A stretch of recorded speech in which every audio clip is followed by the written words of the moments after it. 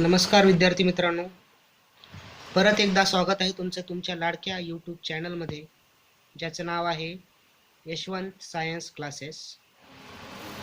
आजचा आपला टॉपिक आहे functional groups in carbon compounds, म्हणजे कार्बनी संयुगातील क्रियात्मक घटक किंवा क्रियात्मक गट. आतापर्यंत आपण पाहिलं की हायड्रोकार्बन्स हे हायड्रोजन आणि कार्बन या दोन प्रकारच्या अणूपासून बनलेले असतात.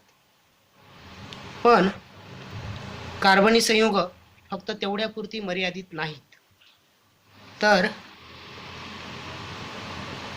त्या हायड्रोकार्बनमधील हायड्रोजन ऐवजी कार्बनी संयुगामध्ये कार्बन, ऑक्सिजन, नायट्रोजन, सल्फर, सगळे हॅलोजन्स, ज्याच्यामध्ये फ्लोरीन, क्लोरीन, ब्रोमीन आणि आयोडीन यांचा समावेश होतो, शिवाय इतर कुठल्या गटाशी सुद्धा घेऊ शकतो, जसं OH गट, हायड्रॉक्साईड गट म्हणतो ज्याला आपण, किंवा COOH गट म्हणजे कार्बोक्झिलिक ॲसिडचा गट. तर अशा पद्धतीनं हायड्रोजनची जागा यापैकी कोणीतरी घेतल्यामुळं जी संयुगे तयार होतात त्यांची संख्या खूप जास्त आहे. आता हे जे हायड्रोजनची जागा, एक किंवा आणि दोन हायड्रोजनची किंवा दोनपेक्षा जास्त हायड्रोजनची जागा घेणारे जे गट आहेत किंवा जे सिंगल ॲटम्स आहेत, त्यांना म्हणतो आपण हिटेरो ॲटम्स. हिटेरो म्हणजे वेगळे, ॲटम म्हणजे अणू. मराठीमध्ये यांना म्हणतात विषम अणू. विषम म्हणजे इतरांपेक्षा वेगळे. आता ह्या विषम अणूमुळे त्या विशिष्ट संयुगाला काही वेगळे गुणधर्म प्राप्त होतात आणि जर अशा पद्धतीनं कुठल्या तरी हायड्रोजनची जागा कुठल्या तरी एकाने घेतली आणि त्याची जर एक चेन बनवली आपण, तर त्या चेनचे गुणधर्म मात्र सारखेच असतात. त्या चेनमध्ये जेवढे संयुग येतात सगळ्यांची गुणधर्म सारखी पाहायला मिळतात आपल्याला. तर असे जे गट आहेत किंवा सिंगल ॲटम्स आहेत त्यांना आपण म्हणतो functional groups. The hetero atoms are groups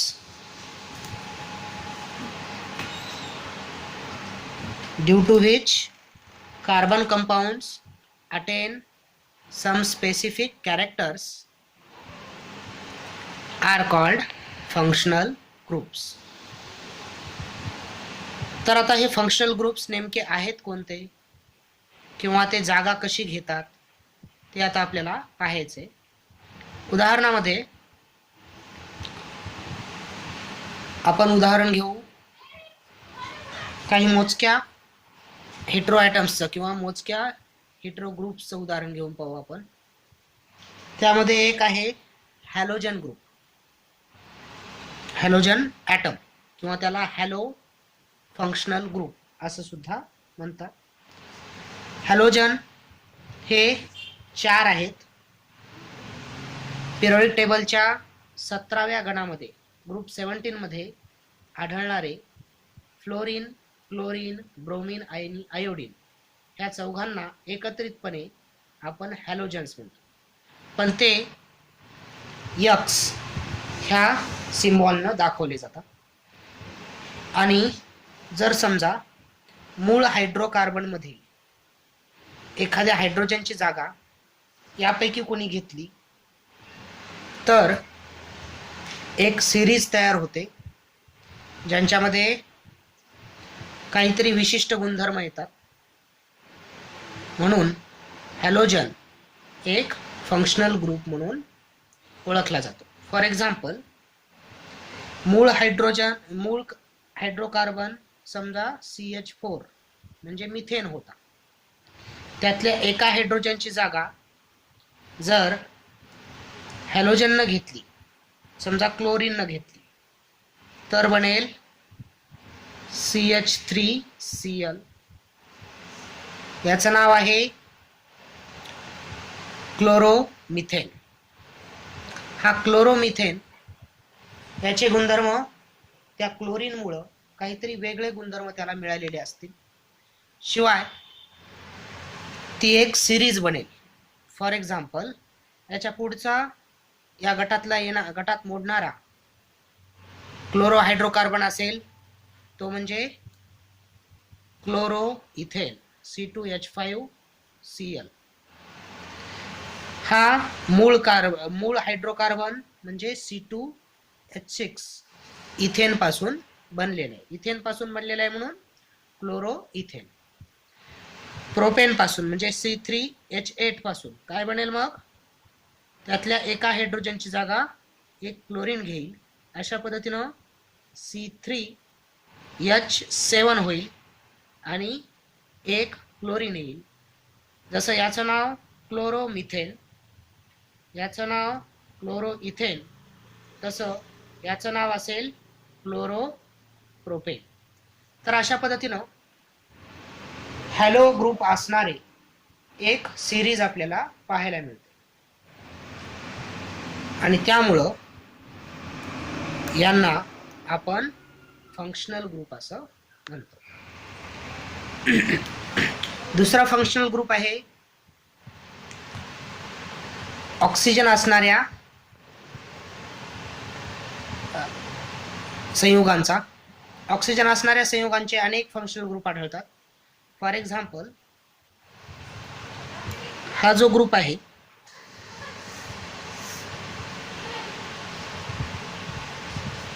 हा हायड्रॉक्साईड ग्रुप म्हणून ओळखला जातो.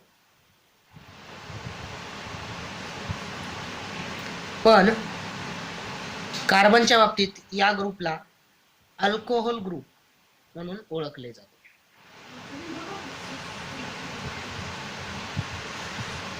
त्याची रचना ऍक्च्युअली अशी असते,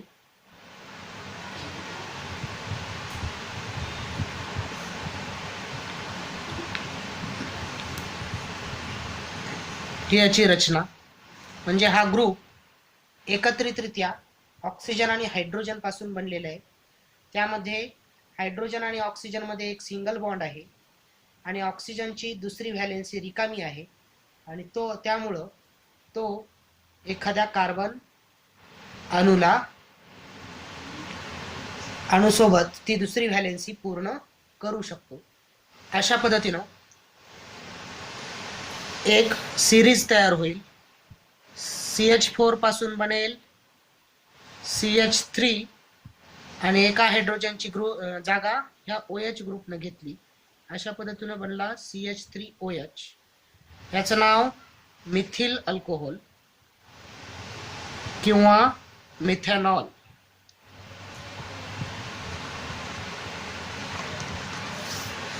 दुसरा असाच या गटातील C2H6 म्हणजे इथेन पासून बनलेला तो इथिल अल्कोहोल C2H5OH किंवा वरच्या सारखंच त्याचं नाव असेल इथेनॉल. तर अशा पद्धतीनं बऱ्याचशा कार्बन संयुगांची एक लांबलचक सिरीज आपल्याला मिळू शकते. पण हे सगळे अल्कोहोल्स असतील म्हणजे त्या गटाला एकत्रितरित्या आपण अल्कोहोल गट असं म्हणतो. जसं वरच्या गटाला एकत्रितरित्या आपण हॅलो गट म्हणलं होतं किंवा हॅलो हायड्रोकार्बन म्हणलं होतं, तशा पद्धतीनं या गटाला एकत्रितरित्या अल्कोहोल गट असं म्हणता येईल. तर पुढे मी तुम्हाला एक तक्ता देणार आहे ज्यामध्ये हे सगळे ग्रुप्स आणि हेटेरो ॲटम्स जे की फंक्शनल ग्रुप किंवा फंक्शनल ॲटम म्हणून काम करतात त्यांची माहिती सांगणार आहे. यातलं काही लिहून घ्यायचं असेल तर व्हिडिओ थांबवून लिहून घ्या. थोड्याच वेळापूर्वी आपण हॅलो ग्रुप आणि अल्कोहोल ग्रुप यांची माहिती घेतली होती. हॅलोजन ग्रुपमध्ये एकूण 4 मूलद्रव्ये येतात. फ्लोरीन, क्लोरीन, ब्रोमीन आणि आयोडीन. सगळ्यांची व्हॅलेन्सी 1 आहे. याचा अर्थ सगळे एक बॉन्ड बनवतात आणि त्याचा सिम्बॉल मात्र X हे आहे. अल्कोहोल ग्रुप OH न दाखवतो आणि त्याची व्हॅलेन्सी 1 आहे. ती कशी झाली तर हायड्रोजनची व्हॅलेन्सी 1 होती, ती ऑक्सिजन सोबत बॅलन्स झाली. ऑक्सिजनची व्हॅलेन्सी अर्थातच 2 असेल, त्यातली एक हायड्रोजन सोबत बॅलन्स झाली पण एक व्हॅलेन्सी अजून शिल्लक आहे. याचा अर्थ हा ऑक्सिजन इथं कार्बनला जोडून घेऊ शकतो. अशा पद्धतीनं हा बनला अल्कोहोल ग्रुप. तिसरा जो ग्रुप आहे तो आहे अल्डिहाइड ग्रुप.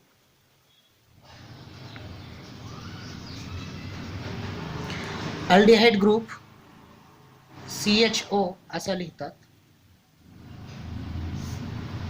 पण याची ॲक्च्युअल रचना ही अशा पद्धतीची आहे. कार्बनला एक हायड्रोजन जोडलेला आहे आणि एक ऑक्सिजन जोडलेला आहे डबल बॉन्डने.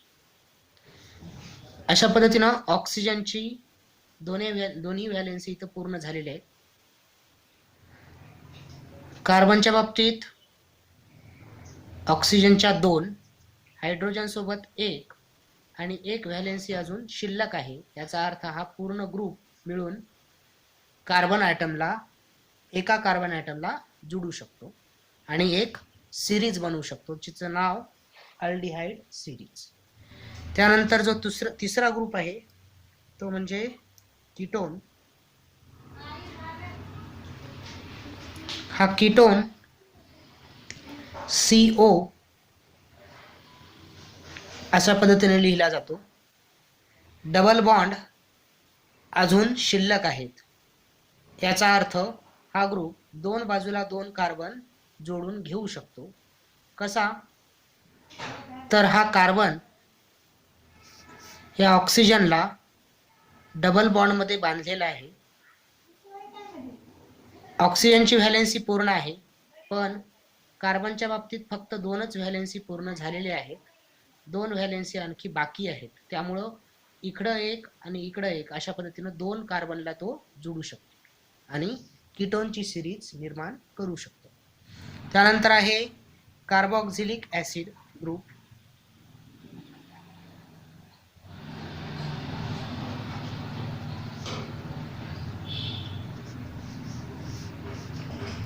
हा अशा पद्धतीनं लिहिला जातो पण मी तुम्हाला स्ट्रक्चर पाठ ठेवायला प्रिफर करेन.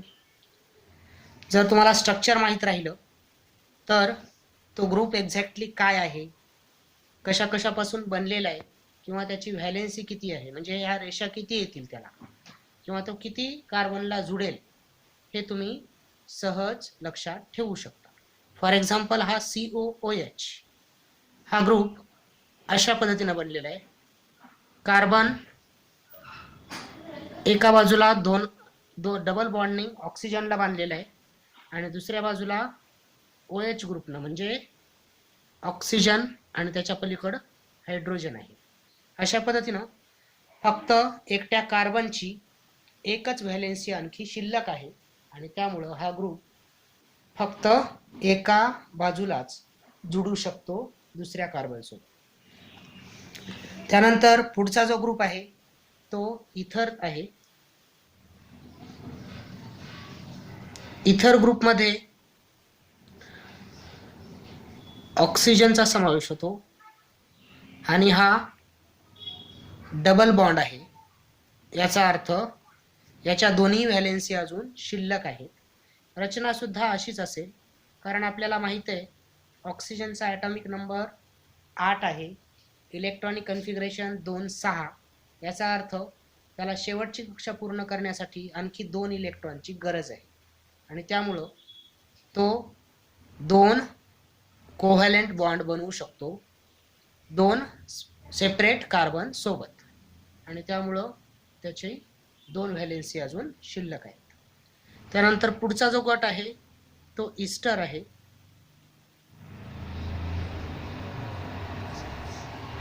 हा ग्रुप COO असा लिहिला जातो.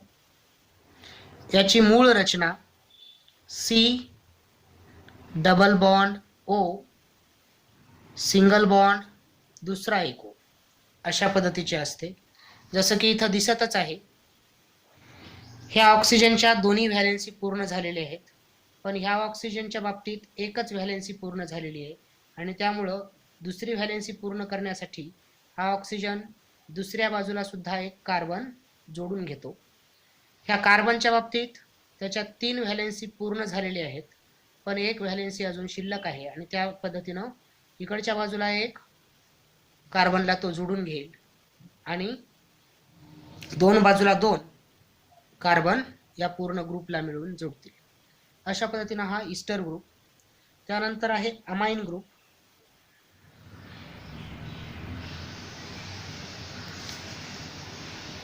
हा असा लिहिला जातो. आपल्याला माहित आहे नायट्रोजनचा ॲटॉमिक नंबर 7 आहे, त्याचं इलेक्ट्रॉनिक कन्फिगरेशन 2 5 असल्यामुळं तो 3 कोव्हॅलेंट बॉन्ड बनवेल. त्यातील 2 कोव्हॅलेंट बॉन्ड या नायट्रोजननं ऑलरेडी 2 हायड्रोजन सोबत बनवलेले आहेत आणि त्यामुळं हा फक्त आणखी एकच कोव्हॅलेंट बॉन्ड बनवू शकतो. म्हणजे या एकाच बाजूला कुणाला तरी दुसऱ्या कार्बनला अटॅच होऊ शकतो.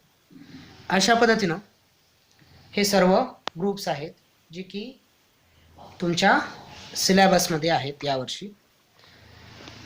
मी एखादं उदाहरण घेऊन सांगतो. फॉर एक्झाम्पल आपण उदाहरण घेऊ कार्बोक्झिलिक ॲसिड ग्रुपचं. कार्बोक्झिलिक ॲसिड हा सिंगल बॉन्ड COOH असा ग्रुप आहे. यातील हा कार्बन दुसऱ्या कार्बन सोबत जोडू शकतो किंवा काही वेळा दुसऱ्या हायड्रोजन सोबत सुद्धा जोडतो आणि एक लांब लचक सिरीज बनवू शकतो. जशी हा COOH ग्रुप जेव्हा हायड्रोजन सोबत जुडतो तेव्हा बनते HCOOH. याचं नाव आहे मिथॅनॉइक ॲसिड. दुसरा तुमच्या नेहमीच्या परिचयातला तो म्हणजे CH3COOH.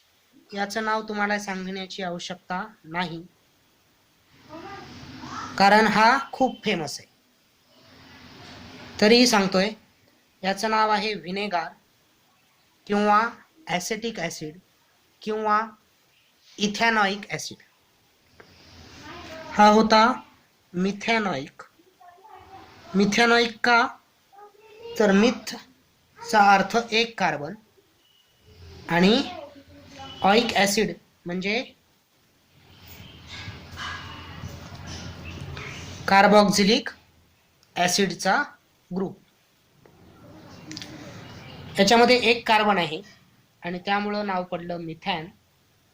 आणि ऑइक ॲसिड का, तर कारण त्याच्यामध्ये कार्बोक्झिलिक ॲसिडचा COOH हा ग्रुप आहे.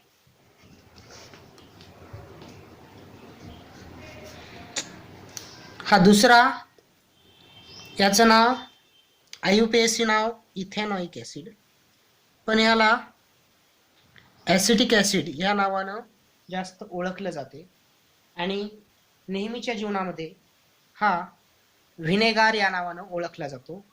हा व्हिनेगार प्रिझर्वेटिव्ह म्हणून जॅम, पिकल म्हणजे लोणची वगैरे मध्ये टाकलेला असतो.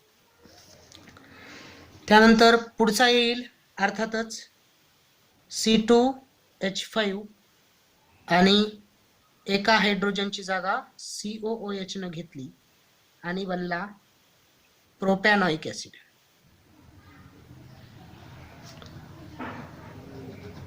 अशाच पद्धतीनं आपण एक लांब सिरीज बनवू शकतो ज्यांची नावं अनुक्रमे ब्युटॅनॉइक, पेंटॅनॉइक, हेक्झॅनॉइक, हेप्टॅनॉइक ऍसिड्स अशी असतील.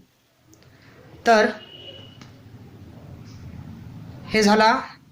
हा झाला कार्बोक्सिलिक ऍसिडचा ग्रुप. आणखी एखादं उदाहरण घेऊ.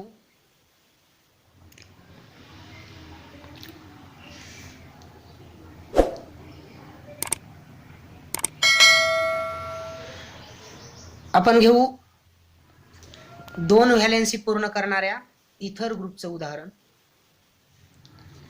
इथर हा ग्रुप 2 व्हॅलेन्सी पूर्ण करतो आणि तो ऑक्सिजनचा बनलेला असतो. म्हणजे त्याच्या 2 बाजूला 2 अल्किल ग्रुप येऊ शकतात. फॉर एक्झाम्पल इकडे एक मिथिल ग्रुप आणि पलीकडून एक मिथिल ग्रुप जुडल्यानंतर हा बनला, याचं नाव मिथॉक्सी मिथेन.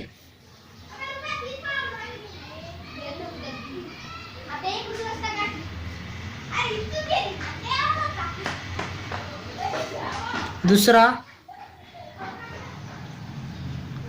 एका बाजूला मिथिल ग्रुप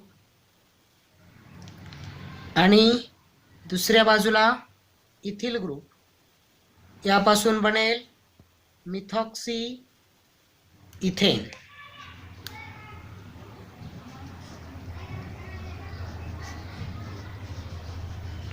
तर अशा पद्धतीनं इथरची एक लांबलचक सिरीज, इथरची एक लांबलचक श्रेणी आपल्याला पाहायला मिळू शकते. जसं इथॉक्सी इथेन, प्रोपॉक्सिब्युटेन, अशा पद्धतीनं अनेक नावं आपण या सिरीजमध्ये घेऊ शकतो. याशिवाय जे आपण आतापर्यंत शिकलो ते म्हणजे कार्बन कार्बन सिंगल बॉन्ड असणाऱ्या हायड्रोकार्बन्सला अल्केन, डबल बॉन्ड असणाऱ्या हायड्रोकार्बन्सला अल्कीन